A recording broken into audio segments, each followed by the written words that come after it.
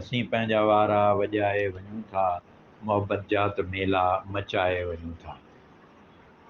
सैयद शाह नवाज़ शाह अलमारूफ़ आरिफ अलमौला।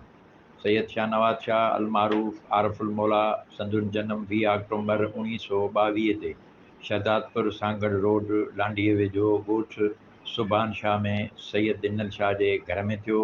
पाण सिंधी फाइनल जो इम्तिहान पास कयाऊं। आरिफ अलमौला सैयद हसन बख़्श शाह जिन जी शाइरीअ खां मुतासिर हुया, शागिर्दीअ वारे ज़माने खां शाइरी शुरू कयाऊं।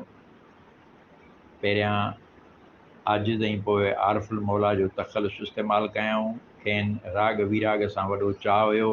पाण उन दौर जे मशहूरु रागिन खे दरगाह ते घुराए राग कराईंदा हुआ। हज़रत हसन बख़्श शाह जो मेलो बि संदुनि कोशिश सां उरूज ते पहुतो। मलाखड़नि में लाउड स्पीकर ज़रिए कामेंट्रीअ जो रवाजु बि पाण सैयद हसन बख़्श शाह जे मेले में मलाखड़े खां शुरू करायऊं। आरिफ अलमौला अदीबनि, शाइरनि, फ़नकारनि, सुगड़नि ऐं मल पहलवाननि जी सरपरस्ती कंदा हुआ।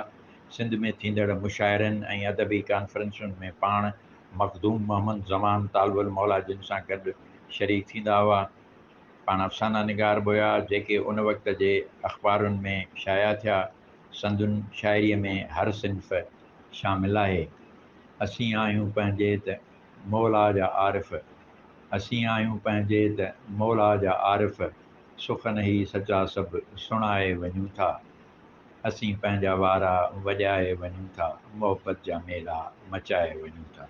सिंध जो ई नामियारो समाज सुधारक ऐं शाइर हिकु रोड हादसे में वफ़ात करे वियो। वफारज़ा, इबरत न्यूज़, हैदराबाद।